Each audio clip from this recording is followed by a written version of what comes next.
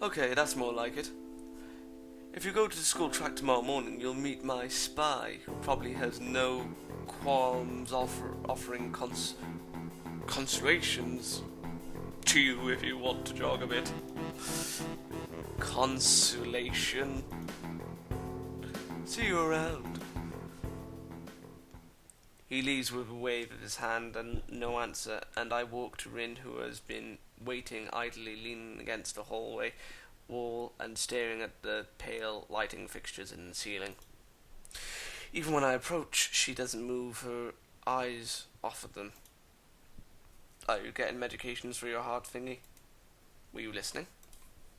It comes out more accusatory than I intended, accidentally lashing out on her. But even so, I don't really want to start talking about it. I just met her, and I don't know her. It's not her business. The nurse seems to be happily ignorant about confident. What? The nurse seems.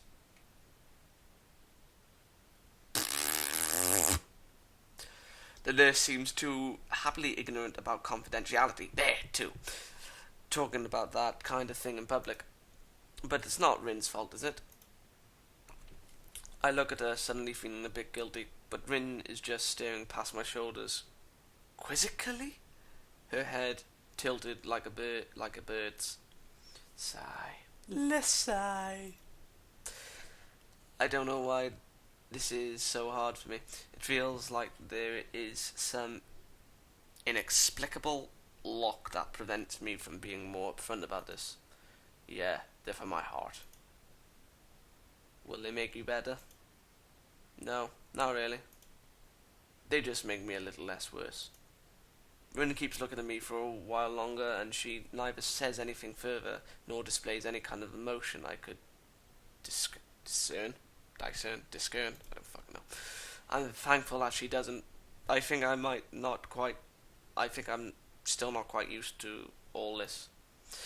At the hospital, it was easy, but I still haven't sorted my feelings about having to live a normal life with this disability. We leave the main building and Rin leads us onwards towards the dorm. Oh, is this what you're doing? I saw this in the beginning, I think. Well, not the very beginning, but you know when we got here. Maybe. I might be wrong. I don't know. We stop at the small patch of greenery in front of the dorm building. The dorm is built on a slightly elevated ground. Didn't we already say this before? With a wall and a few trees that everyone has to circle around every time they come or go. It's probably the convenient design in the school. The entire wall, made of the same kind of bricks as the same building itself, has been covered with some sort of painting. Well, I said that at the beginning. Most of it is still mere sketches, quick lines drawn with black and white against a grey plastering that covers almost the entire length of the wall, but some places look a bit more finished. There are human faces and legs and hands. I can't quite say what the painting as a whole might portray. Stacks of what seem to be paint cans are arranged in piles on the ground besides the wall. See, the left side is hardly off the ground yet. It's because I couldn't get in the mood yesterday, so I gave up and went to meditate instead. Then it was suddenly morning. I have to work on it, but the guys from the art class are helping with the negative spaces and base surfaces whenever, which is a problem. It's easier to paint big areas if there are a lot of people with hands. The reach is better, and it's faster too. She goes on a tangent of a tangent, waving a little with her arm or whatever it there actually is to demonstrate, even though I got the point already.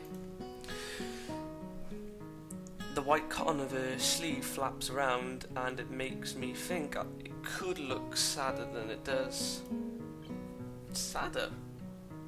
But it makes me feel out of place, like almost every tangible reminder of the student base's special properties has in the past few days. What the?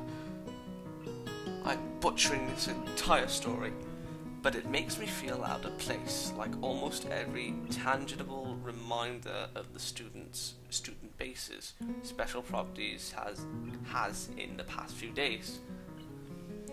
This girl doesn't notice my dreary feelings, of course, or the fact that she lost me a while ago already, and just keeps on blabbering on. So that's why I'm trying to figure out if there is something I need to figure out, and then figure that out before it's too late and all hope is lost. Why would the hope be lost? Because paint has to be painted, and then it has to dry, and then it has to be painted over with another kind of paint. It takes time. She finally stops, apparently thinking she made some kind of statement that makes sense. I think it's best to start from the top.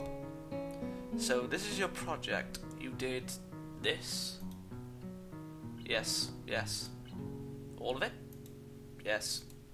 Nice, but I stumble with my words, suddenly feeling like I've walked straight into a minefield of political incorrectness. It's okay, you can say it. I probably won't get mad. I blush really hard. I don't really know what would be the right thing to say, if any. It feels that I'm way more sensitive than Rin is, though. This is really awkward. Well, no shit. You just walked yourself into a trap. Don't you want to ask? How do you paint without hands? See, I'm an easy person to talk to, right? With my feet. I almost guessed that already, but isn't that hard to do? You're good at guessing. Anyway, I don't think it is, but maybe I'm used to it by now. I can't get my mind around the fact that she could be an artist, but seeing how adept she was using her feet to eat, I figured painting might not be a problem either. Neither of us has anything more to add to the subject. The afternoon light works pretty well. I was afraid it would look too flat, but it's not like that after all. I think it's actually pretty interesting. I wanted to see what it looks like in the dim light. Do you think it's flat? Well, paintings tend to be flat. Not like that flat, flat like some people are. No substance, no meat where there should be some. I know. Wait, what? What the hold on a minute. Auto mode, text history. I know a few girls who... Okay, I get it, but I couldn't really tell. I'm not that good with art. I can't name any artists or artistic terms. So I don't really have anything to say. Rin shrugs her shoulders at that saying suit yourself without saying it, and looks up at the sky as if trying to look for something up there. I didn't think I'd get any actual work done, but if you give me a hand with the paints, I could do a little before it's too dark. I wanted to get a halogen lamp, like the ones they have at the sports track, but there aren't any. Oh, those big fuck off ones, Jesus Christ. Rin sure is quick to recruit my help, as was Shizune. It really makes me feel that the festival is such a big project that every pair of hands is needed. Why not? I'm not really sure if I can be of any help, though. It's just mixing some paint. You can do that, probably. Do you have motor control problems, like, those people who have some? Cerebral palsy. I think that's how it's said. Maybe. Not that I know of. I get it. Heart thingy has nothing to do with that. Oh, that smile she has, it's brilliant. She gives me a sly look for no reason. She wants you. No, it doesn't. Let's do it then. So she sits on an empty wooden box and very naturally picks up a wide brush between the toes of her bare right foot. Yay! Now to see artist. Now to see an artist at work, that's better. I open a few of the cans and pour some of the contents into shallow bowls for mixing. The thick paints flow lazily from the can to the bowl like syrup. Maple syrup. I want some pancakes now. I'm hungry. I mix them, creating funny, hypnotic-looking swirl patterns that melt quickly into each other to form a new monotone hue. Maybe. I don't know. Rin sets to work, every now and then asking me for a hand with something or the other. Finding different brushes is easy enough, but mixing the paints to the exact tone this girl apparently seeing in her head is a frustrating ordeal. She wants precision down to the last milliliter before she is satisfied, but her instructions are obscure at best. Oh my, that was quick. And half a splash of green. I crouch down to pick up the can of bright green. Then the other green, this green. I carefully pour some of the green paint into the mixing bowl. No, that's almost a whole splash. More white. Is green a good colour to add? No idea. You're the artist here.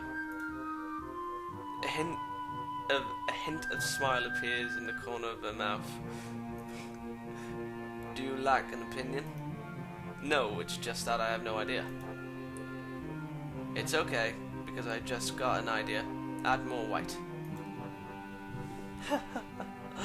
Oh, I like her. With this exclamation, I pour a minuscule amount of white into the bowl and mix it. Mix it. It looks slightly whiter. That's not good. It has to be like the colour when you wake up and you know that you saw the meaning of life in your dream, but can't remember it. What? Maybe it's yellow. Despite the impossibility of mixing a colour like the change of seasons or any other nonsense that's being imposed on me, I find myself enjoying it more than I thought I would. Same. Well, in reading this part, I thought it'd be boring. Seeing a painting being born on the plastered wall feels like magic. It's magic! That was my chair. I spend the moments I have between mixing paints crouching down on the paving and just looking at her work. It feels slightly intrusive at first, like breaking some imaginary intimacy, but Rin doesn't seem to mind the least bit. Maybe it's just in my head. Probably. Her entire presence emits a completely different air as she patiently works the details, adding layers of paint on top of the other layers. The paint steadily moving her foot across the wall to add new shapes. I was nearly going to say hand, but I didn't. When I managed to produce a passable mixture of paint, the rare smile on her face is oddly rewarding. Apart from the few words when discussing paint mixes, neither of us says a word for the longest time. And even those short discussions soon evolve into a shorthand, both of us developing and using weird impromptu code words for various paints and hues, as if there was some need to converse words and breathe, and breath and sound.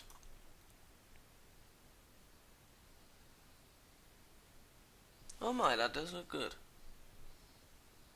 We stay there late into the evening until it becomes too dark to paint properly. What's going on? Do do do do do do do do do do do do do do do do do do do. Broken heart, broken heart, broken heart. I was referring to the nobodies before I get killed by some viewers.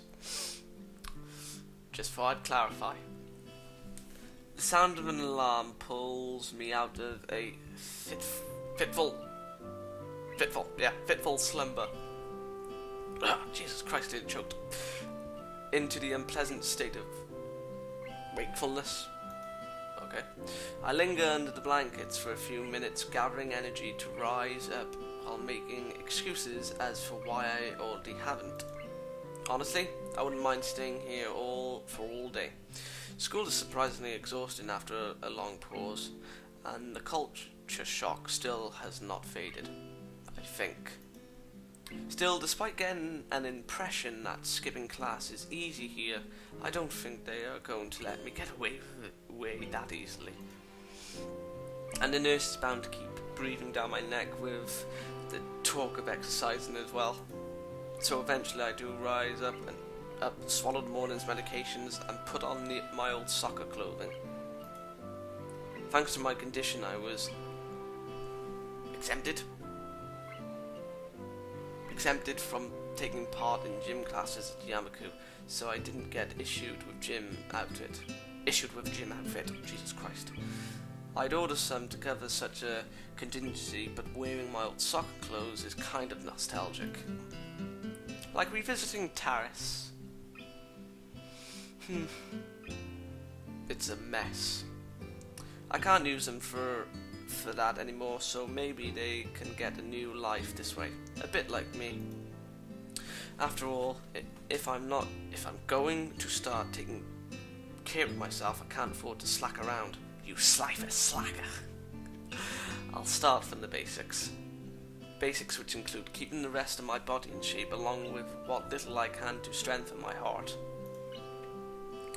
Maybe then I can go back to something approaching a normal life, or at least something where I'm less likely to fall over dead at any minute. Well, aren't you a downer? What is that? We're being attacked. Get my gun! I'm surprised to discover that I'm not the only one present at the track. Get my gun. Not just that, but it's the face I've seen before. Get my gun just in case. The prosthetic-legged girl. Yes, the murderer. Get my gun. Who bowled me over in the hallway yesterday is running on the track. Lively. I don't know. Like a half-mechanical gazelle. Zygodik gazelle. Who did Gaza? I don't know. What was her name again? It was a short one, but I can't remember. Emmy the Killer. Yeah, she seems to be running laps at a somewhat easy lope, her prosthetic legs clanking rhythmically on the hard track surface. I wonder what reason she has for running this early in the morning. Maybe it's something akin to mine, and the nurse is oppressing the poor girl to jog just like he is oppressing me. Let's form a rebellion. I certainly wouldn't be here if it weren't for my health and his prompting me to do so. And even with this, will you shut up? My God, that noise is annoying me. And even with things being like they are, it's only because I wanted to get it out of the way early. The fact that I would be less likely to encounter someone who would witness my pitiful attempts to get in shape was merely a happy accident. I'd leave, but it seems that my former assailant noticed me on her last lap. Free, hold on. She waves at me cheerfully and jogs over. Yes. Come into the line of sight. Fire!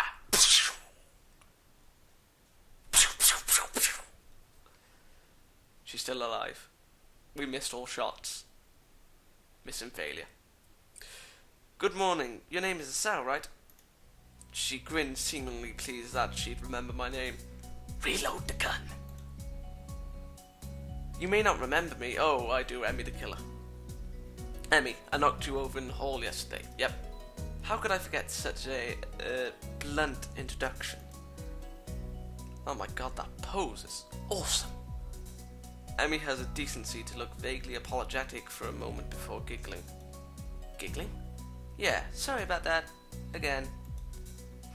Well, as long as you don't make a habit of it, I suppose I'll be fine. Great! I beg your pardon. I'm not sure she realised I was joking. So, the spy consultant the nurse was talking about is actually you? That's right.